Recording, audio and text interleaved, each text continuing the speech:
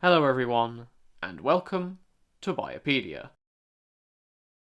There are many claims of longevity in humans out there, some of which deserve their own episode to be examined.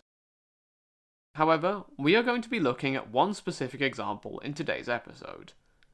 This is because it's one that seems so random that it merits a separate discussion. Plus, I thought it was a fun little topic. So, this is the case of a man called Colestein Veglin. Before we get into his case specifically, let's give a little bit of context to get us grounded. The oldest person in history is listed by the Guinness Book of Records as Jeanne-Louise Calment, and I'm probably butchering the French pronunciation slightly there, who was born on the 21st of August 1875. She lived to the age of 122 years and 164 days, dying in an Arles care home on the 4th of August 1997. However, there have been cases where people have claimed to live longer, such as the English citizen Henry Jenkins, who supposedly lived between 1501 and 1670. This claim would mean that he lived to the age of 169, and he is supposed to have swum over the Swale River at more than 100 years old. There was, in fact, a court case in 1620 where he was accused of lying about his age. During this case, records from his time working at Hornby Castle were brought out as proof that he was telling the truth. That said, this evidence no longer exists, although we do have documentation from 1667 where Jenkins said under oath that he was roughly 157 years old. Now, this is not an episode on Henry Jenkins, so I will leave this here. That said, it seems like there is more to discuss, and I'm sure I can come back to it if it's something you would be interested in. Let me know at the show's email address. For now, this claim serves to ground us in the idea of extreme longevity claims. In point of fact, this kind of thing isn't just a phenomenon of the last few centuries. To back this point up, I'm going to briefly turn to Book 7 of Pliny the Elder's Natural History. This book focuses on people and phenomena Pliny has heard about. It's a fantastic resource, but claims such as pregnancies lasting 13 months, septuplets being born in Egypt, and women giving birth to 12 stillborn babies will have to be left as more of a story for autocrat. However, in section 48 of Book 7, he addresses the idea of claims of long lifespans. In it, he mentions that Xenophon writes of a king of the Lupmii who made it to the age of 600, and this man's son became 800 years old. He also writes that, during a census conducted by Titus and Vespasian, 3 people were found in the city of Parma claiming to be 120 years of age. Similarly, a man called Lucius Terentius, apparently the child of Marcus Terentius, claimed to be 135 over in Bologna, while Marcus Aponius in Rimini claimed to be 140. In fact, in just the 8th administrative section of Italy, the census found 3 people who were 140. All this to say that such claims have been happening throughout time. In fact, they've been taken seriously as well.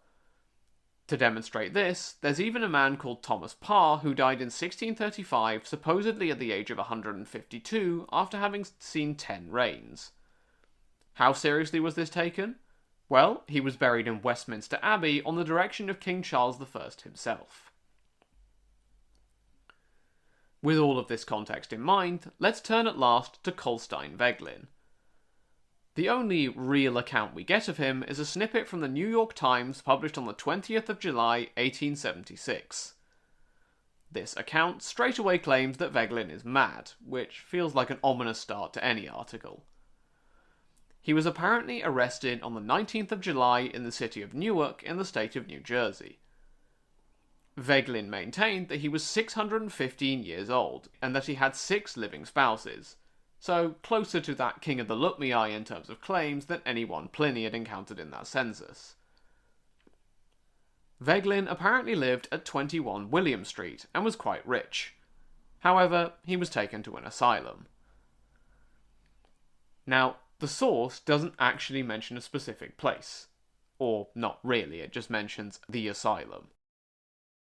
However, based on searching for the asylum in New Jersey, I think the article refers to the Essex County Hospital for the Insane. There are some further records from the asylum, including records of a fire reported on the 3rd of January 1886, but apparently the inmates have been escorted to safety. The fire was supposedly noticed on the 2nd of January around 3 p.m. However, the article in question doesn't mention Colestein Veglin explicitly, so I would have no way of confirming or denying his presence there. In fact, the only records I could find on Family Search and Find a Grave claim that Veglin died on the 20th of July 1876, which is the same day as the article. That seems unlikely to me. These pages do have an image which looks different to the newspaper article, so it seems there is some kind of record to back this or something up. However, the image is hidden, and it cannot be accessed when you try to click on it, so from my point of view, the jury is still sort of out as to what happened to him. Let's end with a bit of maths. Veglin claimed to be 615 years old in July of 1876. Working backwards, this would see him being born approximately in the year 1261 CE, if we're taking this claim seriously. For context, that's a year when Henry III was still King of England, to be succeeded by Edward I 11 years later. Over in France, Louis IX was king. The Eastern Roman Empire still existed, and had just retaken Constantinople from the Latin Empire in this year. This is the world into which Veglin claimed he had been born. It seems unlikely, if not impossible, that the claim he made is true. However, there is one last amusing side note. If it were true, and if we do take it seriously, he would have beaten our friend Ming the Mollusk from episode 104 in terms of longevity. That brings us to the end of today's episode. As always, thank you all for listening.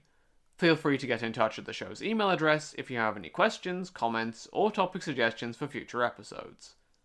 Until next time, have a great week, everyone.